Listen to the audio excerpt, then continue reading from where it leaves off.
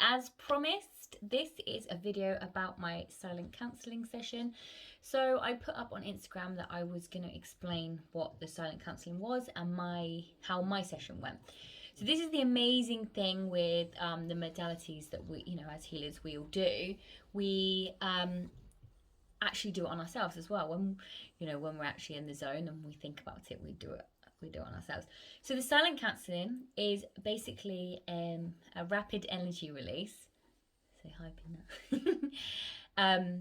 And what happens is, if you have trauma in your body, so when you're talking about it with people, it's really good, so you do some releasing. But annoyingly, the body actually holds on to the trauma, so you can find it within meridian points. And what happens is your body keeps hold of it as like a safety, so it doesn't, so you don't go through that again, or it understands that this is what keeps you safe. This is what the body thinks it's keeping you safe.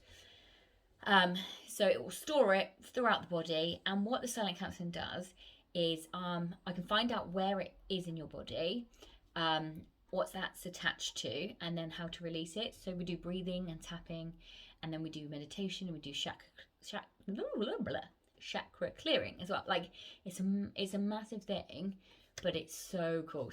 So without further ado, my silent counselling was all around limiting beliefs, so around money. So I wanted to find out where these limiting beliefs are coming from. So this was actually from a lifetime ago, 4 lifetimes ago, and it was actually, whether you believe in this or not, that's, obviously I totally get it. I do think, energy never dies. I do think we either go round for either we have to experience something again until we release it, or, however your belief is, that's cool. This is what happened for my actual situation. So on my 4th lifetime ago, it says that basically I was a nun.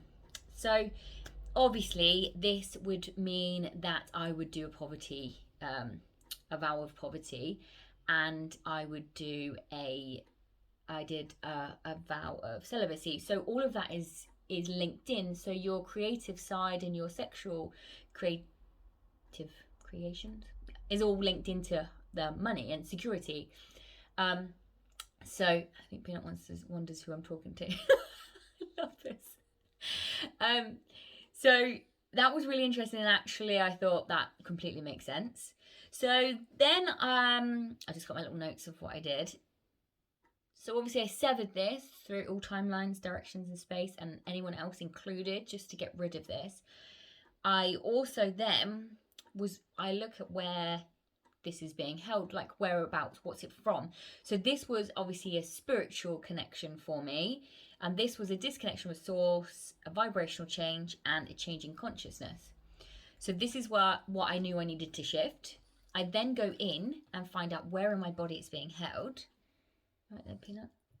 What, mate? And then, so it was in my collarbone. So that's the primal. So that's the fight or flight. That's survival. It was in my hand, which was the back of my hand, and the side of my hand. So this is both like not accepting change and not expressing my emotions properly, which explains all of that. So you then go in through and do the tapping and releasing. So I do tap into it. And I use those meridian points to release it and do some breathing techniques. So basically that will look like, so if I was here, I connect with all those times I haven't felt secure, safe, like all my money issues, and I tap here. I like to, so you can use just the 2 fingers. For this, I like to use more meridians when I'm using on my chest. And then you find it's like a saw, so you'd get your 2 fingers and you would find where it's sore. I actually have done so much releasing, I can't find it right now.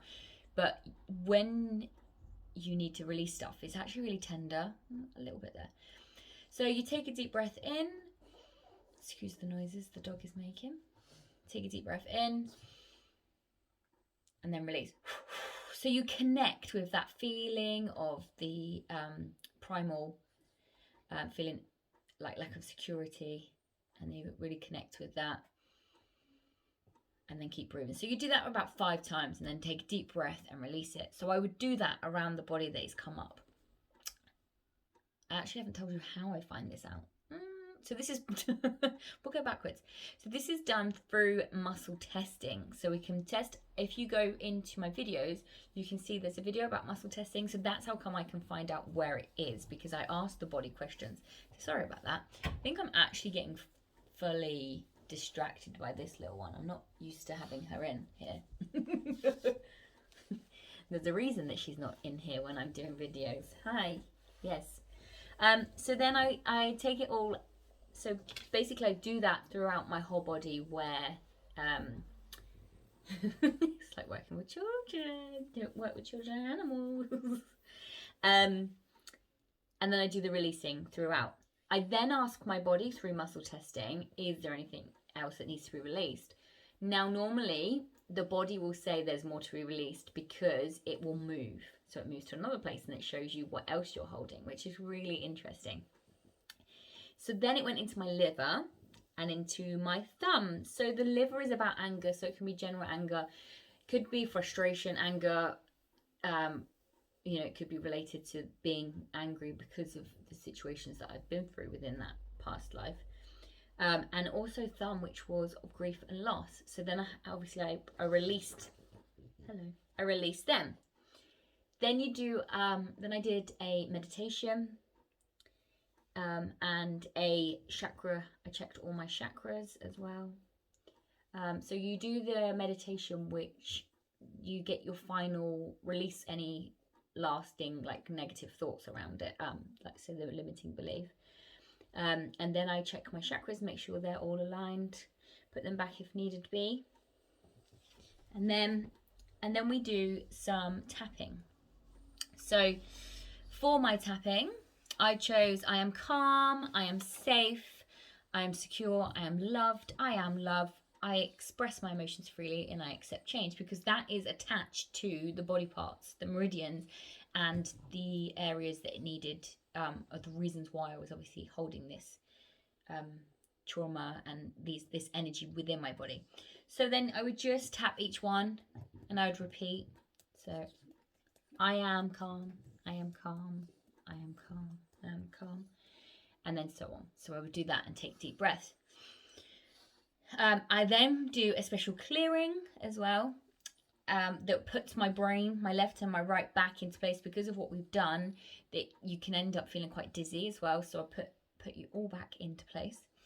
And then you would have your tapping to do the next day. So ideally you want to be doing those tapping for a good, like they say, 21 days for a habit, to get into a habit of tapping, for your body to react. But you don't actually need to. I do say it's good to have at least for a week that tapping. It gets your mind, your body like connected, and you fully accept and release anything that's been going on. It's normally attached to normal things as well. So even just saying I'm safe, I'm loved, I'm protected every day is an amazing way to start your day anyway, regardless if it's something that you've been holding on to, which is what I do. I do wake up in the morning and I do my tapping when I first wake up, which just sets me up for the day. That is a really quick and brief run through. Probably a bit crazy, sorry, with the little puppy. Is he gonna wave? But that just gives you kind of an idea of what a kind of way of like the little run through is for the actual release. And it is a lot more powerful than I just made out it to be. A lot more. I've had incredible results for myself and for a lot of my clients, where they've had major shifts that they wouldn't think would happen. I've had people with chakras that are completely out that now feel better.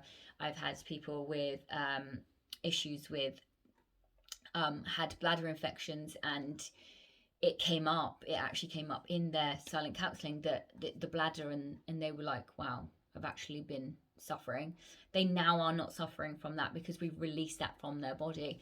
So it literally will bring up the stuff that needs to be brought up and released at this time. So it is incredible. And I love it. I do actually love it because it is invasive. So, like, you don't feel like I'm doing much to you, and that's nice. And also, you don't have that pressure of having to tell me everything that's happened in your life. Like, when you go to counselling, you know, you're gonna, at the end of the day, you're gonna tell me what I want to hear, and that's the truth, because we will restrict and we will hold things, because, you know, we're not fully trusting and we don't want people to know our deepest and our darkest. Whereas with the silent counselling, that is eliminated. You can't hide anything, because I will ask you a question and your body's going to tell me. And it's just such an openness, and yeah, it just connects you. I literally love it. So I highly recommend, if you are looking for an extra healing session, that if you have done like some the talking, the counselling, and had other modalities, I highly recommend this being the next one that like proper releases you from anything that you're holding on to. It is powerful. But I hope that helps my little crazy Frenchie as well. But there you go. You're gonna talk to everybody now? She has no idea what's going on. But thank you for listening. And go check out my video for muscle testing, and you can use it then for different things in your life.